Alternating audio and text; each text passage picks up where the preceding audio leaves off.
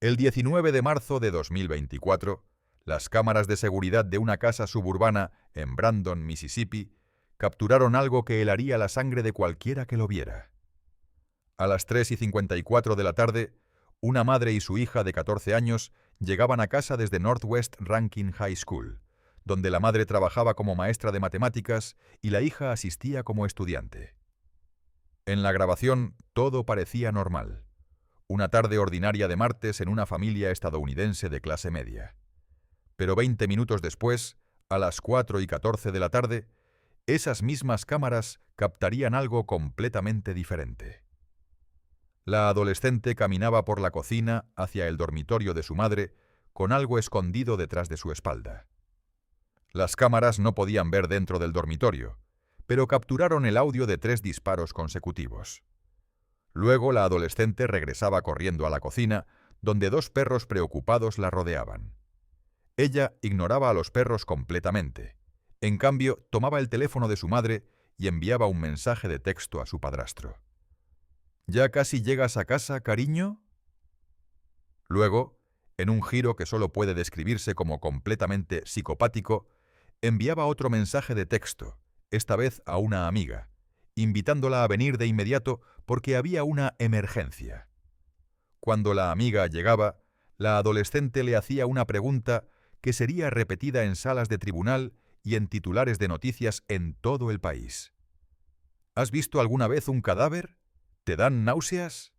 Esta es la historia de Carly Madison Gregg, una estudiante de honor de 14 años sin historial de violencia que asesinó a su madre con 3 disparos en la cabeza.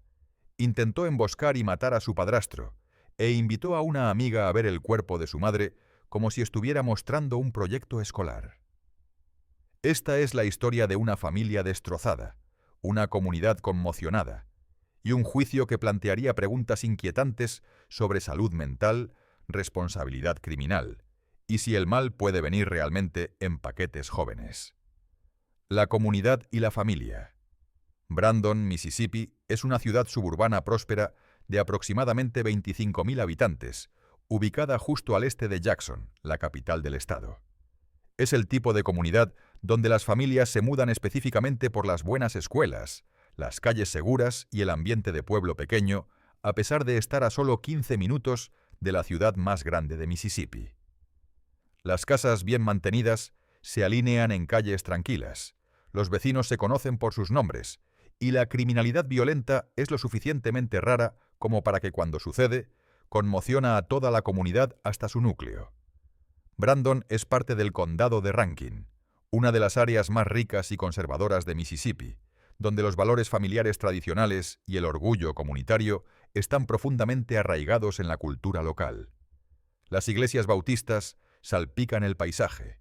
Los juegos de fútbol americano de la escuela secundaria atraen multitudes los viernes por la noche, y las familias comen juntas en restaurantes locales los domingos después del servicio religioso.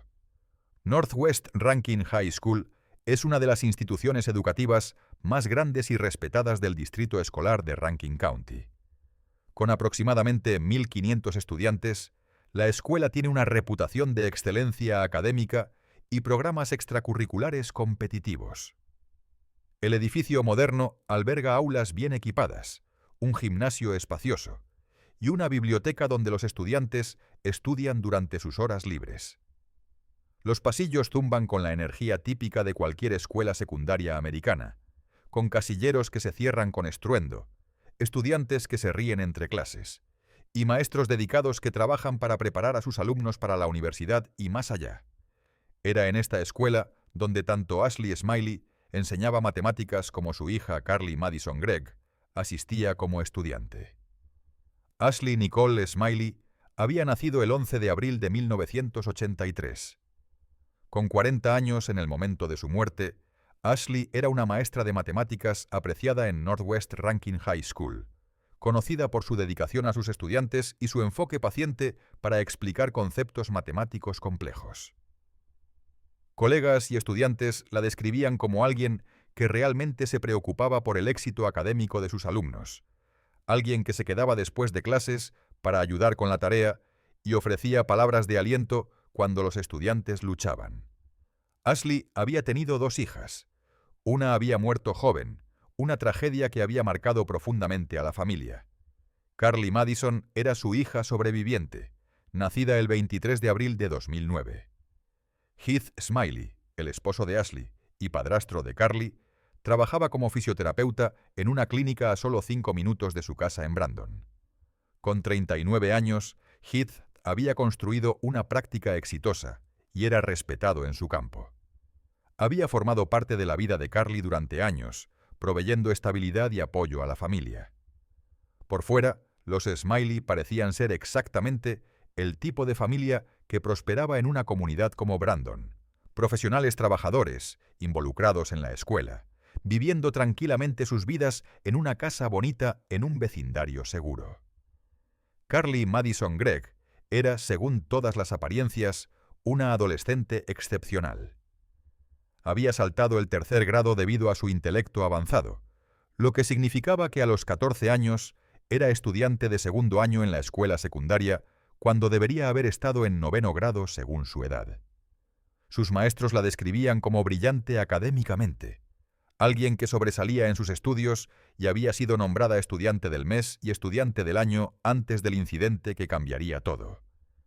Era conocida como una estudiante reservada y callada que prefería quedarse en el fondo en lugar de buscar atención. Mantenía un círculo pequeño de amigos y participaba en varias actividades escolares, pero generalmente mantenía un perfil bajo entre sus compañeros. Los maestros notaban que aunque sobresalía académicamente, luchaba con las interacciones sociales, una característica que no era inusual para una adolescente joven que había saltado un grado y por lo tanto era más joven que sus compañeros de clase. Pero debajo de esta superficie de normalidad académica y vida familiar suburbana, algo estaba mal. Carly había estado lidiando con problemas de salud mental que se estaban intensificando. Había experimentado problemas de humor, trastornos alimenticios, se cortaba a sí misma, escuchaba voces y tenía dificultades para dormir. Todo esto se intensificaba en los meses previos a marzo de 2024. Su familia había intentado abordar estos problemas mediante terapia asistida con caballos, un enfoque de tratamiento que usa la interacción con caballos para ayudar con diversos problemas de salud mental. Carly había estado tomando medicamentos para la ansiedad y la depresión, específicamente Lexapro y Zoloft. Una semana antes del asesinato de su madre, había cambiado su medicación de un fármaco a otro, un cambio que algunos argumentarían más tarde jugó un papel en lo que vendría después. Carly también había traído previamente una navaja suiza a la escuela, lo que había resultado en que fuera transferida, una señal de que su comportamiento había estado causando preocupación antes del evento catastrófico del 19 de marzo. El día que todo cambió. El 19 de marzo de 2024 comenzó como un martes ordinario para la familia Smiley. Ashley y Carly se fueron juntas a Northwest Rankin High School esa mañana, Ashley para enseñar sus clases de matemáticas y Carly para asistir a las suyas. En la superficie nada parecía estar fuera de lo común, pero durante el día escolar, algo sucedió que iniciaría una cadena de eventos que terminaría en tragedia. Una amiga de Carly, una estudiante en la escuela, notó que Carly tenía una cantidad significativa de cannabis escondido en su dormitorio en casa. Junto con el cannabis, había cigarrillos electrónicos y teléfonos quemadores, también conocidos como teléfonos desechables. La amiga, preocupada por Carly y sabiendo que esto era serio, tomó la decisión de informar a Ashley Smiley sobre lo que había descubierto. A media tarde, después de que terminaron las clases, Ashley y Carly llegaron a casa juntas. Las cámaras de seguridad del garaje capturaron su llegada a las 3:54 de la tarde. Ashley, armada con la información que su amiga le había proporcionado, confrontó a Carly sobre las drogas y los otros artículos en su habitación. Ashley registró el dormitorio de Carly y encontró los vaporizadores justo antes de lo que vendría después. Lo que sucedió durante esta confrontación, cómo se intensificó exactamente y qué fue dicho, solo puede ser reconstruido parcialmente. Lo que se sabe con certeza es que 20 minutos después de su llegada a casa, a las 4:14 de la tarde, las cámaras de seguridad de la cocina capturaron a Carly Madison Gregg, caminando hacia el dormitorio de su madre con algo escondido detrás de su espalda. No había cámaras dentro del dormitorio, por lo que no hay grabación visual de lo que sucedió después. Pero las cámaras de la cocina captaron el audio de 3 disparos consecutivos. Carly había tomado la pistola Magnum calibre .357, que Ashley guardaba en un compartimento al lado de su cama, un arma que había estado allí durante años para protección del hogar. Carly entró al dormitorio de su madre y disparó a Ashley 3 veces en la cabeza. Los disparos no fueron inmediatamente fatales, lo que significa que Ashley sufrió en sus momentos finales, consciente de que su propia hija le había disparado. Los impactos de bala perforaron el cráneo de Ashley, causando un trauma masivo que resultaría en su muerte en los minutos siguientes mientras yacía en el suelo de su propio dormitorio. Después de disparar a su madre, Carly regresó a la cocina, donde las cámaras de seguridad capturaron su comportamiento en los minutos críticos que siguieron. 2 perros de la familia, claramente angustiados por los disparos y el caos, rodeaban a Carly, buscando tranquilidad o entendiendo qué había sucedido. Carly ignoraba completamente a los perros. En cambio, tomaba el teléfono celular de su madre, de donde Ashley lo había dejado, y componía un mensaje de texto a Heath Smiley, haciéndose pasar por Ashley. El mensaje decía: ¿Ya casi llegas a casa, cariño? Un mensaje perfectamente ordinario y cariñoso, el tipo de texto que Ashley podría enviar a su esposo en cualquier día normal, preguntando cuándo llegaría a casa del trabajo. Pero este mensaje no provenía de Ashley. Provenía de su asesina adolescente, sentando una emboscada para el padrastro que había ayudado a criar a Carly. El detalle escalofriante. Mientras Carly esperaba a que Heath respondiera y llegara a casa, hizo algo que incluso los investigadores experimentados encontrarían inquietante y difícil de comprender. Envió un mensaje de texto a una amiga, una compañera de clase de 16 años, pidiéndole que viniera inmediatamente porque había una emergencia. La amiga, preocupada por Carly y creyendo que realmente necesitaba ayuda, fue a la casa de los Smiley lo más rápido que pudo. Cuando llegó, Carly le hizo una pregunta que se volvería infame en los procedimientos judiciales que seguirían. ¿Has visto alguna vez un cadáver? ¿Te dan náuseas los cuerpos muertos? La amiga, confundida y cada vez más alarmada, respondió que no. Nunca había visto un cadáver. Carly entonces la llevó al dormitorio y le mostró el cuerpo de su madre muerta en el suelo. La amiga testificaría más tarde que Carly también le mostró el arma que había usado para dispararle a su madre, la Magnum calibre .357, y luego en una declaración que revelaría cuán calculadora y premeditada era la emboscada planeada para Heath, Carly le dijo a su amiga: «Le di 3 a mi mamá, tengo 3 más esperando a mi padrastro, 2 en la cabeza, 1 en el pecho». Esta no era una adolescente en un estado disociativo de pánico o confusión. Esta era una adolescente que acababa de matar a su madre, que había invitado a una amiga a ver el cuerpo como si fuera una atracción, y que estaba articulando específicamente su plan para asesinar a su padrastro cuando llegara a casa. La amiga, comprensiblemente aterrorizada, permaneció en la casa, sin saber qué hacer, probablemente en shock por lo que acababa de presenciar. Heath Smiley recibió el mensaje de texto supuestamente de su esposa a las 4:14 de la tarde, el mismo momento en que Carly estaba disparándole a Ashley. Respondió que estaría en casa pronto y terminó su día de trabajo en la clínica de fisioterapia. No tenía idea de que su esposa estaba muerta, que su hijastra la había asesinado y que una emboscada lo esperaba cuando pusiera un pie en su propia casa. Heath llegó a la casa aproximadamente 49 minutos después de recibir el texto, a las 5:03 de la tarde. La amiga de Carly estaba ahora afuera de la casa, habiendo salido después de ver el cuerpo de Ashley y escuchar los planes homicidas de Carly. Heath estacionó su vehículo, salió y caminó hacia la puerta de entrada de su casa, sin sospechar nada. Abrió la puerta de la cocina y en el instante en que la puerta se abrió, solo 3 a 4 pulgadas, un disparo estalló directamente en su cara. Heath testificaría más tarde que la pistola se disparó en mi cara antes de que la puerta estuviera siquiera abierta 3 o 4 pulgadas, y todo pasó bastante rápido después de eso. Carly había estado esperando justo detrás de la puerta, con la Magnum calibre .357, lista para ejecutar a su padrastro en el momento en que entrara. El primer disparo rozó el hombro de Heath, impactándolo a menos de 6 pulgadas de su cara, una herida que fácilmente podría haber sido fatal si la bala hubiera estado una fracción de pulgada más a la izquierda. Heath, operando en puro instinto de supervivencia y adrenalina, inmediatamente alcanzó la pistola, incluso mientras Carly disparaba 2 veces más. Heath logró agarrar el arma antes de que cualquiera de los disparos adicionales lo impactara, y comenzó a luchar con Carly por el control del arma. Las cámaras de seguridad del garaje captaron el audio de esta lucha, los gritos y el sonido de Heath gritando «¡Carly! ¿Qué pasa?». La lucha fue breve pero intensa.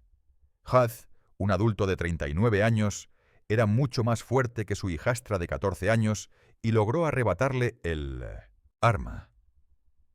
Pero lo que vio en los ojos de Carly durante esa lucha lo perseguiría. Heath testificaría más tarde que ella estaba gritando fuera de su mente, asustada. Era como si hubiera visto un demonio o algo así. Estaba aterrorizada. Sus ojos estaban muy grandes y parecía estar en un estado de pánico o disociación extrema, completamente diferente del comportamiento calculado y frío que había mostrado momentos antes al invitar a su amiga a ver el cuerpo. En el momento en que Heath aseguró el arma, Carly huyó. Corrió hacia la puerta trasera de la casa y saltó una cerca, huyendo del vecindario a pie. Heath, sangrando de su herida de bala en el hombro pero funcionalmente móvil, dejó caer el arma en el mostrador de la cocina y corrió al dormitorio donde encontró a su esposa muerta en el suelo con heridas de bala catastróficas en la cabeza. El horror completo de la situación se apoderó de él en ese momento. Su esposa estaba muerta, asesinada por su propia hija. Su hijastra acababa de intentar matarlo también. Y Carly había huido, posiblemente armada con otra arma, posiblemente representando un peligro para otros en el vecindario. Heath llamó inmediatamente al 911. La grabación de esa llamada fue reproducida más tarde en el tribunal y capturó la voz frenética y destrozada de un hombre que acababa de experimentar un trauma inimaginable. Ella le disparó, podía escuchársele decir a los despachadores. Mi esposa está muerta. Mi hijastra me disparó. Ella huyó.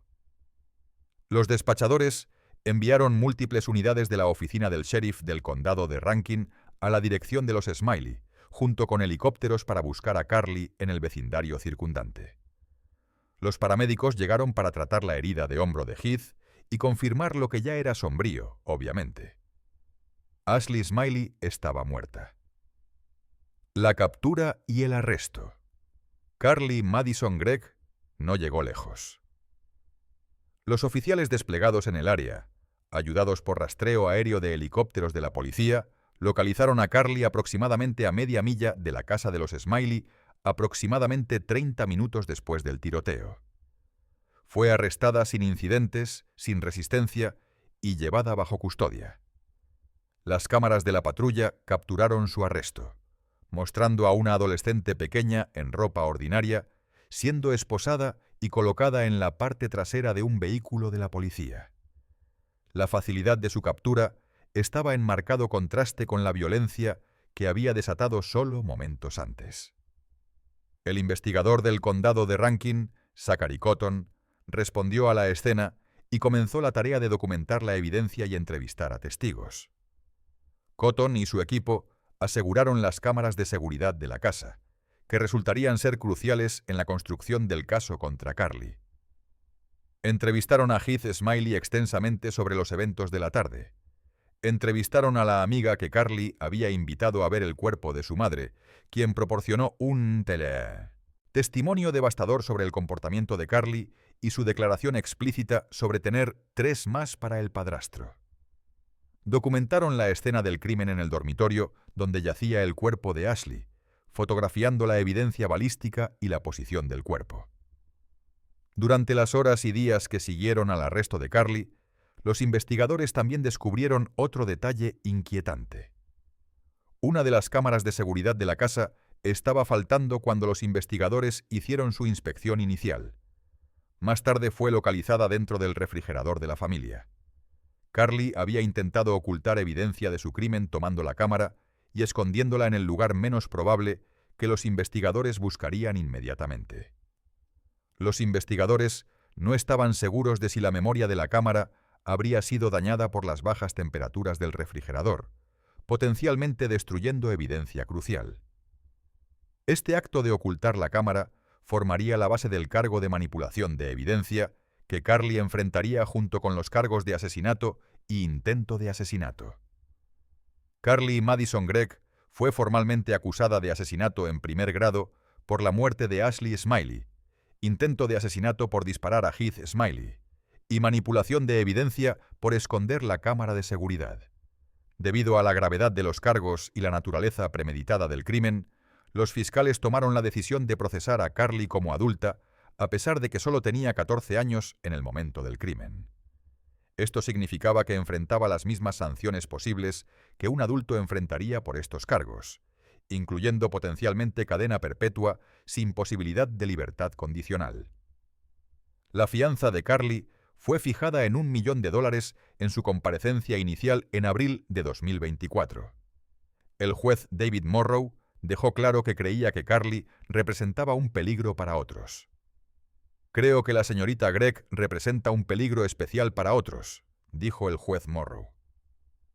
La naturaleza atroz del crimen, la premeditación que parece haber estado involucrada aquí es pronunciada, es severa, y me preocupa que haya peligro para la comunidad. Ya sea que haya un componente mental en esto o no, creo que cualquiera podría argumentar que para matar a otro ser humano va a haber un componente mental involucrado.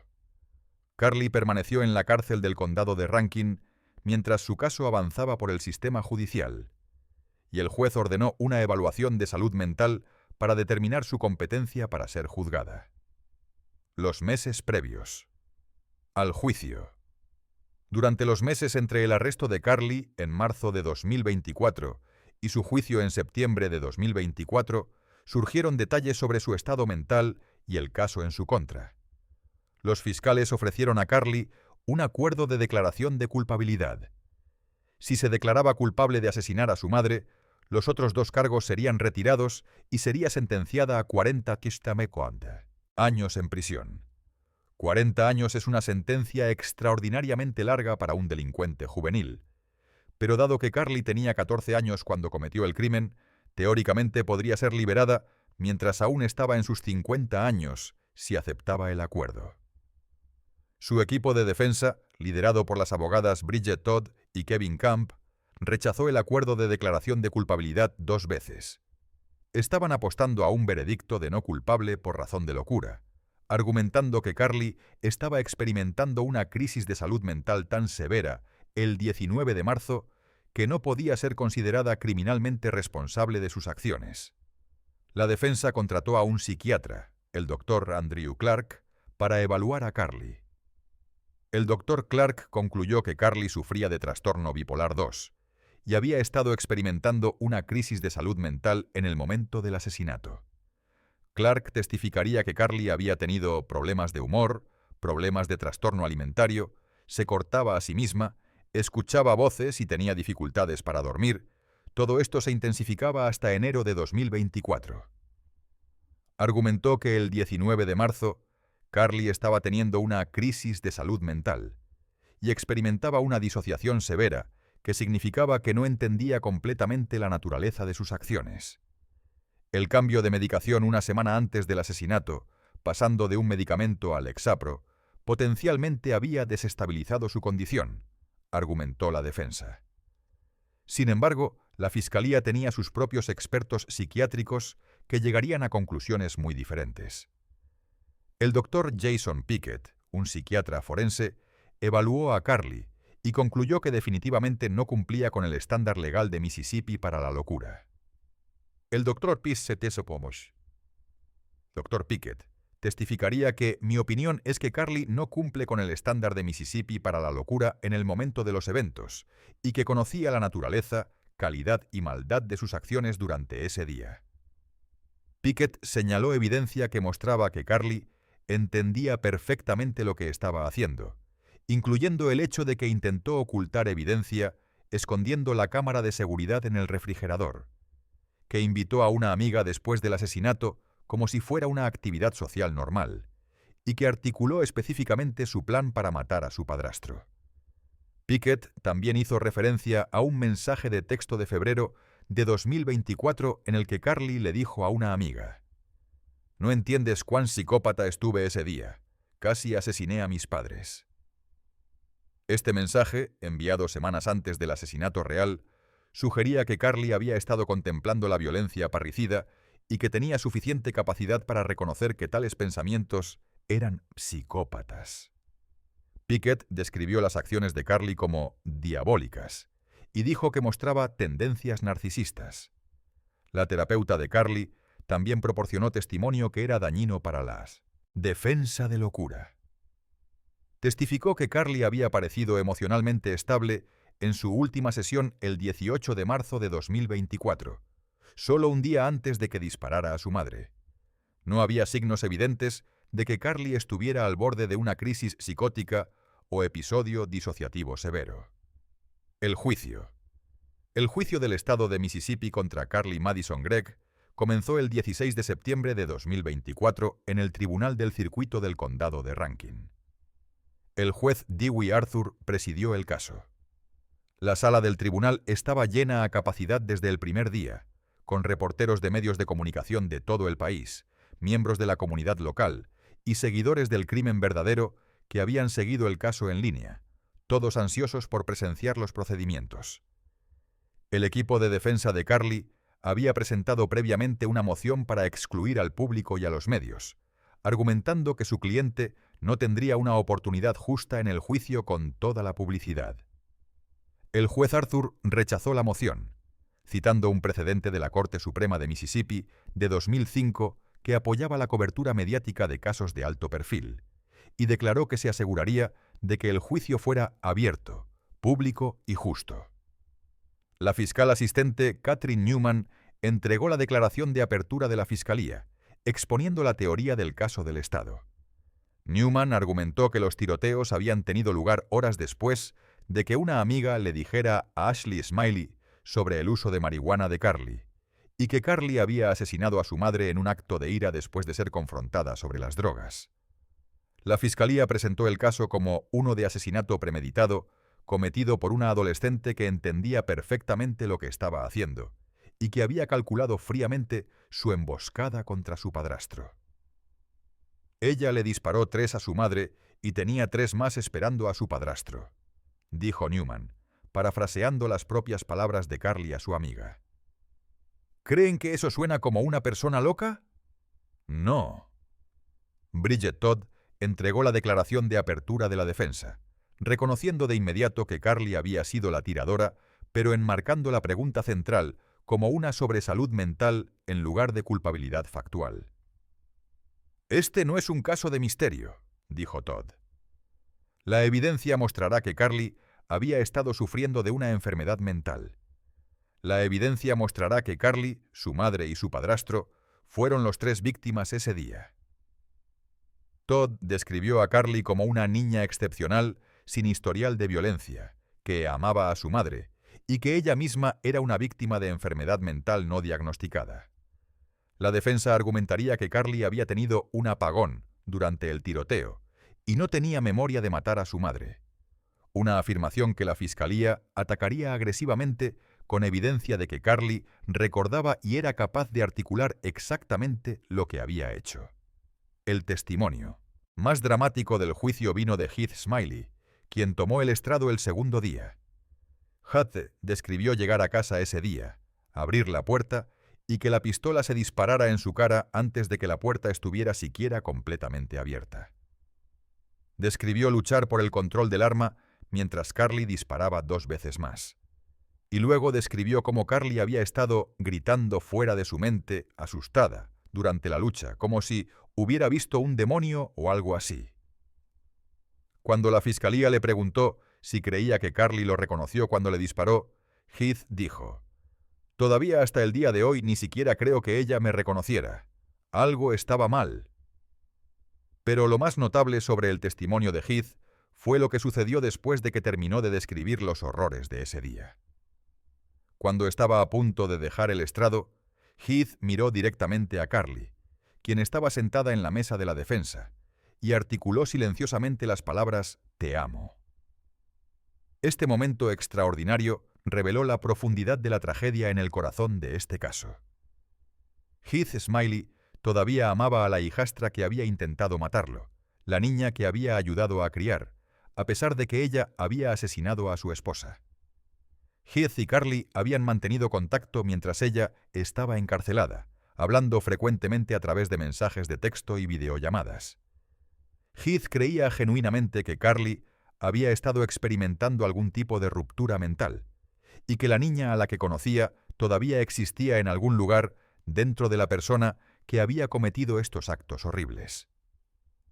Las grabaciones de las cámaras de seguridad fueron reproducidas para el jurado, proporcionando evidencia visual y de audio de los eventos del 19 de marzo. El jurado vio a Carly y Ashley llegar a casa a las 3:54 de la tarde. Vieron a Carly caminar hacia el dormitorio de su madre con algo escondido detrás de su espalda a las 4:14. Escucharon los 3 disparos. Vieron a Carly regresar a la cocina, ignorar a los perros y usar el teléfono de su madre. Escucharon el audio de la emboscada cuando Heath llegó a casa, el sonido de disparos y gritos, y Heath gritando «¡Carly, ¿qué pasa?». La grabación de video era poderosa y terrible, proporcionando una vista objetiva y sin emociones de un asesinato en desarrollo. La amiga de Carly, que había sido invitada a ver el cuerpo, testificó bajo condiciones especiales porque era menor de edad. Describió cómo Carly le había preguntado si había visto alguna vez un cadáver, cómo le había mostrado el cuerpo de Ashley, y cómo Carly había declarado explícitamente que tenía 3 más para el padrastro, 2 en la cabeza, 1 en el pecho. Este testimonio fue devastador para la teoría de la defensa de que Carly estaba en un estado disociativo sin comprensión de sus acciones. Claramente estaba lo suficientemente orientada para invitar a una amiga, articular lo que había hecho y explicar lo que planeaba hacer después. La batalla de expertos entre los psiquiatras de la defensa y la fiscalía ocupó días de testimonio. El doctor Clark, para la defensa, argumentó que Carly sufría de trastorno bipolar 2, que había experimentado disociación severa y alucinaciones auditivas, y que no era capaz de comprender completamente sus acciones el 19 de marzo. Pero bajo el interrogatorio del fiscal Michael Smith, Clark reconoció que Carly había intentado encubrir el asesinato escondiendo la cámara de seguridad, lo que sugería que entendía que había cometido un crimen y estaba tratando de evitar ser atrapada. El doctor Pickett y la doctora Amanda Gugliano para la fiscalía argumentaron que Carly no cumplía con el estándar legal de Mississippi para la locura bajo las reglas de Mnachten, que requieren que una persona no entienda la naturaleza y calidad de sus acciones o no sepa que estaban mal. Pickett testificó que Carly entendía perfectamente lo que estaba haciendo, que sus acciones eran diabólicas, en lugar de productos de psicosis, y que mostraba tendencias narcisistas que sugerían problemas de personalidad en lugar de una ruptura psicótica. Después de 5 días de testimonio, ambas partes presentaron sus argumentos finales. El fiscal asistente Michael White entregó el argumento final del Estado, argumentando apasionadamente que Carly había sido fría, calculada, serena y despiadada en su asesinato de su madre y su intento de asesinato de su padrastro. Ella sabía exactamente lo que estaba haciendo y conocía la diferencia entre el bien y el mal, dijo White. Bridget Todd, para la defensa, imploró al jurado que encontrara a Carly no culpable por razón de locura, argumentando que ella no sabe lo que estaba pasando en ese momento. Pero la evidencia de premeditación, de comportamiento calculado, de intentos de encubrir el crimen, todo apuntaba en la dirección opuesta. El veredicto y la sentencia. El jurado deliberó durante aproximadamente 2 horas el 20 de septiembre de 2024. Cuando regresaron a la sala del tribunal, el juez Arthur le pidió al capataz que leyera los veredictos. En cada uno de los 3 cargos, asesinato en primer grado, intento de asesinato y manipulación de evidencia, el veredicto fue el mismo. Culpable. Carly Madison Gregg se derrumbó en sollozos mientras se leían los veredictos. Había apostado a que un jurado aceptaría su defensa de locura y había perdido. Ahora enfrentaba las consecuencias de esa apuesta. El juez Arthur inmediatamente comenzó la fase de sentencia del juicio. En Mississippi, incluso después de que un jurado encuentra a un acusado culpable, a menudo se les pide que deliberen sobre la sentencia apropiada dentro del rango permitido por la ley. El jurado deliberó durante menos de 1 hora antes de regresar con su recomendación de sentencia. Recomendaron que Carly Madison Gregg fuera sentenciada a cadena perpetua sin posibilidad de surseoir, libertad condicional por el cargo de asesinato en primer grado, cadena perpetua sin posibilidad de libertad condicional por el cargo de intento de asesinato, y 10 años adicionales por manipulación de evidencia. El juez Arthur aceptó la recomendación del jurado y pronunció formalmente la sentencia. 2 sentencias de cadena perpetua sin libertad condicional que se ejecutarían concurrentemente, más 10 años consecutivos por manipulación de evidencia. A los 15 años, Carly Madison Gregg pasaría el resto de su vida en prisión. Nunca sería liberada, nunca experimentaría la vida adulta fuera de los muros de la prisión. Envejecería, se marchitaría y eventualmente moriría detrás de las rejas por el crimen que había cometido a los 14 años. Es una de las sentencias más duras jamás entregadas a un delincuente juvenil en la historia moderna de Mississippi. El fiscal de distrito del condado de Rankin, Bubba Bramlett, habló con los medios después de la sentencia. Carly Gregg es malvada, y eso no es fácil de decir, pero la verdad del asunto es que a veces el mal viene en paquetes jóvenes, dijo Bramlett. Estas palabras resumían la perspectiva de la fiscalía durante todo el caso, que independientemente de la edad de Carly o cualquier problema de salud mental que pudiera tener, lo que le había hecho a su madre y había intentado hacerle a su padrastro era fundamentalmente malvado y merecía el castigo más severo disponible bajo la ley. Las imágenes de Carly escuchando su sentencia se volvieron virales en línea, vistas por millones de personas. En el video, Carly se sienta en la mesa de la defensa luciendo pequeña en su uniforme de prisión naranja, su rostro una máscara de angustia mientras llora.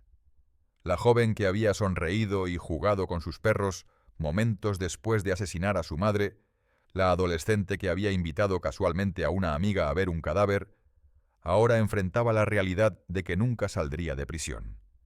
La transformación de sonriente y despreocupada a devastada y sollozante fue notable, aunque muchos observadores cuestionaron si sus lágrimas eran de genuino remordimiento o simplemente de autocompasión al darse cuenta de que pasaría su vida en prisión. Las consecuencias y la apelación.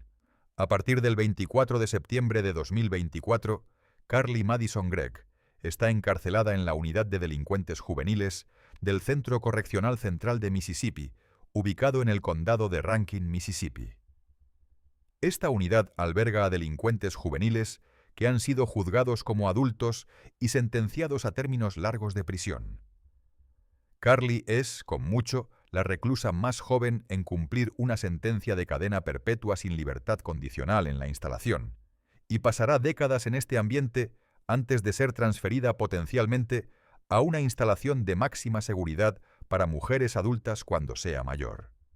El 26 de septiembre de 2024, solo 6 días después de su sentencia, los abogados de Carly presentaron un aviso de apelación. Bridget Todd y Kevin Camp, su equipo de defensa original, caracterizaron el juicio como injusto y argumentaron que Carly no había recibido un proceso debido. Sin embargo, en los meses posteriores, Carly recibió nuevos representantes legales. James Murphy, un abogado de apelaciones experimentado, se hizo cargo de su caso y presentó una apelación integral ante la Corte Suprema de Mississippi el 9 de septiembre de 2025. Los argumentos de apelación de Murphy se centran en varios problemas clave. Primero, argumenta que la sentencia de Carly es inconstitucional bajo la ley de Mississippi porque se le dio cadena perpetua sin libertad condicional cuando la ley estatal solo permite esa sentencia para delincuentes juveniles si es mandatada específicamente por un jurado, y el crimen califica como asesinato capital. Murphy argumenta que el asesinato de Ashley Smiley no calificó como asesinato capital, que es un término legal específico bajo la ley de Mississippi que requiere circunstancias agravantes particulares, y por lo tanto Carly debería haber sido sentenciada a un rango de 20 a 40 años en lugar de cadena perpetua sin libertad condicional. Segundo, Murphy argumenta que a Carly no se le dio una audiencia Miller, que es requerida por la decisión de la Corte Suprema de Estados Unidos en Miller contra Alabama. En ese caso histórico de 2012, la Corte Suprema dictaminó que las sentencias de cadena perpetua sin libertad condicional para delincuentes juveniles son inconstitucionales a menos que el tribunal considere específicamente la juventud del delincuente y las circunstancias atenuantes relacionadas con su edad y madurez. Murphy argumenta que el juez Arthur no realizó esta audiencia requerida antes de sentenciar a Carly a cadena perpetua sin libertad condicional. Tercero, Murphy argumenta que las instrucciones del jurado fueron inadecuadas y potencialmente confusas, y que el jurado no fue informado adecuadamente sobre el estándar legal para la locura bajo la ley de Mississippi. Finalmente, Murphy argumenta que el caso recibió tanta publicidad mediática que era imposible para Carly recibir un juicio justo, particularmente porque el juez Arthur permitió que las cámaras permanecieran en la sala del tribunal durante todo el juicio. La fiscal asistente Catherine Newman, representando al estado de Mississippi, respondió a la apelación el 7 de octubre de 2024, argumentando que el juicio de Carly fue justo, que su sentencia fue apropiada bajo la ley de Mississippi y que sus derechos constitucionales fueron completamente protegidos durante todo el proceso. Newman argumenta que el jurado fue debidamente instruido, que a Carly se le dio una defensa vigorosa y que la evidencia de su culpabilidad era abrumadora. La batalla legal continuará durante meses o incluso años, mientras la Corte Suprema de Mississippi considera estos argumentos. Se estima que podría tomar hasta 18 meses o más para que la Corte Suprema de Mississippi emita una decisión sobre la apelación de Carly. Si la Corte confirma su condena y sentencia, Carly habrá agotado sus opciones de apelación estatal directa y tendría que recurrir al sistema de tribunales federales para desafíos de habeas corpus, un proceso aún más largo y difícil. Si la Corte anula su condena o sentencia, el caso podría ser devuelto al Tribunal del Circuito del Condado de Rankin para un nuevo juicio o una nueva sentencia, prolongando esta saga legal durante años más. Reflexiones finales. El caso de Carly Madison Gregg plantea preguntas profundas e inquietantes sobre la justicia juvenil, la salud mental, la responsabilidad criminal y la naturaleza del mal mismo. Por un lado, tenemos a una niña de 14 años que evidentemente estaba luchando con problemas significativos de salud mental, que había estado en terapia, que estaba tomando múltiples medicamentos psiquiátricos y que había mostrado signos de angustia, incluyendo autolesión, trastornos alimenticios y alucinaciones auditivas. Había cambiado su medicación solo una semana antes del crimen, un cambio que potencialmente podría haber desestabilizado su condición. La ley reconoce que los adolescentes tienen cerebros que todavía están en desarrollo, que su capacidad para controlar impulsos y comprender completamente las consecuencias a largo plazo de sus acciones está comprometida por su juventud. Por otro lado, tenemos evidencia de premeditación, cálculo y frialdad que es difícil de reconciliar con la imagen de una niña en medio de una ruptura psicótica. Carly escondió el arma detrás de su espalda mientras caminaba hacia el dormitorio de su madre. Después de dispararle a su madre, esperó con el arma para emboscar a su padrastro, enviando un mensaje de texto desde el teléfono de su madre para asegurarse de que viniera a casa. Invitó a una amiga a ver el cuerpo y articuló explícitamente su plan de disparar a su padrastro 2 en la cabeza, 1 en el pecho. Intentó ocultar evidencia escondiendo la cámara de seguridad en el refrigerador. Estos son los actos de alguien que entiende causa y efecto, que puede planear, que sabe la diferencia entre el bien y el mal, y está tratando de evitar ser atrapado. La pregunta central en el juicio de Carly era si cumplía con el estándar legal de Mississippi para la locura bajo las reglas de Mnachten. Este es un estándar notoriamente alto que requiere que el acusado no supiera la naturaleza y calidad de sus acciones o no supiera que sus acciones estaban mal en el momento del crimen. El jurado, después de escuchar a expertos de ambos lados y revisar toda la evidencia, concluyó que Carly no cumplía con este estándar. Entendía lo que estaba haciendo. Sabía que estaba mal. Lo hizo de todos modos.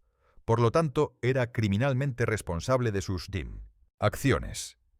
Pero incluso si aceptamos el veredicto del jurado como correcto bajo la ley, quedan preguntas difíciles sobre si es apropiado sentenciar a un delincuente de 14 años a cadena perpetua sin posibilidad de libertad condicional.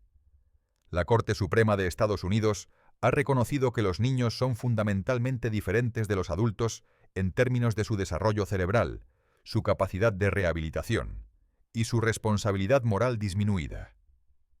La Corte ha dictaminado que la pena de muerte para delincuentes juveniles es inconstitucional y que las sentencias de cadena perpetua sin libertad condicional para juveniles deben ser extremadamente raras y solo impuestas después de una cuidadosa consideración de las circunstancias individuales del delincuente.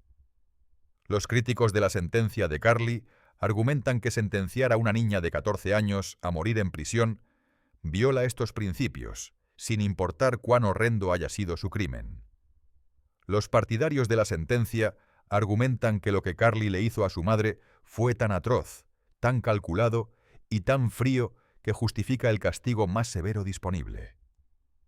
Señalan que Carly tuvo múltiples oportunidades de aceptar un acuerdo de declaración de culpabilidad que le habría dado 40 años en lugar de cadena perpetua, pero rechazó ese acuerdo 2 veces.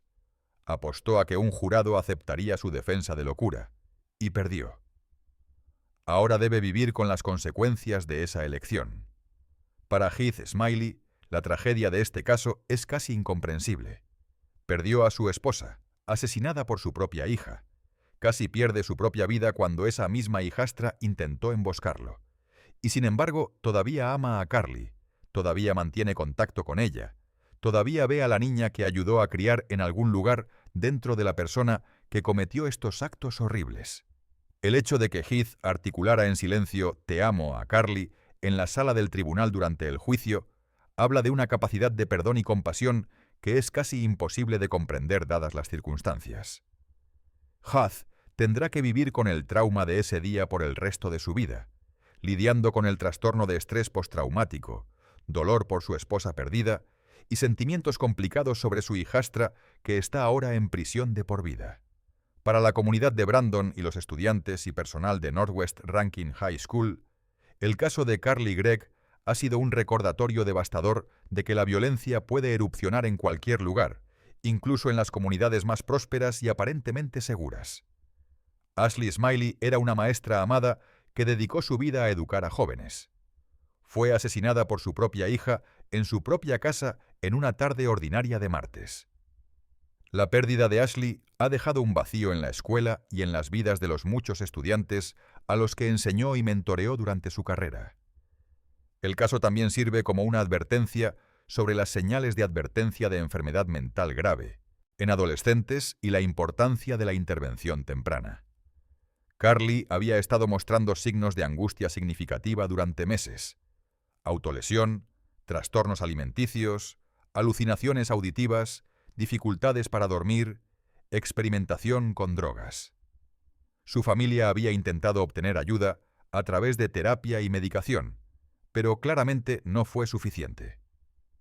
Una pregunta que persigue este caso es si podría haberse evitado con una intervención más agresiva, tal vez hospitalización o tratamiento residencial para abordar la gravedad de los problemas de salud mental de Carly. Carly Madison Gregg pasará el resto de su vida en prisión, envejeciendo desde una adolescente hasta una mujer adulta hasta eventualmente una mujer mayor, todo dentro de los confines del sistema penitenciario de Mississippi. Nunca experimentará los hitos normales de la adultez: graduación universitaria, primer trabajo, matrimonio, hijos, nietos. Nunca vivirá en su propia casa, conducirá un coche o tomará decisiones simples sobre cómo pasar su día.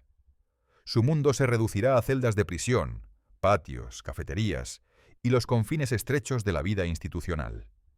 Si hay alguna justicia poética en esto, si esta sentencia encaja con el crimen, es una pregunta que cada observador debe responder por sí mismo basándose en sus propios valores y creencias sobre castigo, rehabilitación y la capacidad de los niños de comprender la magnitud de sus acciones. Lo que es indiscutible es que 3 vidas fueron destruidas irreparablemente el 19 de marzo de 2024. Ashley Smiley perdió su vida, robada por la hija que había traído al mundo y criado. Heath Smiley perdió a su esposa y casi perdió su propia vida, y ahora debe llevar el trauma de ese día por el resto de sus años. Y Carly Madison Gregg, cualesquiera que hayan sido sus problemas de salud mental, y cualesquiera que sean los debates sobre si su sentencia fue justa, perdió su libertad para siempre, condenada a pasar cada día restante de su vida detrás de las rejas por las elecciones que hizo cuando tenía 14 años. El caso de Carly Gregg no nos deja con respuestas fáciles o conclusiones reconfortantes. Nos deja con preguntas inquietantes sobre la naturaleza de la responsabilidad, los límites de la compasión, la capacidad de los jóvenes de cometer el mal, y cómo una sociedad debe responder cuando un niño comete un acto de violencia indescriptible.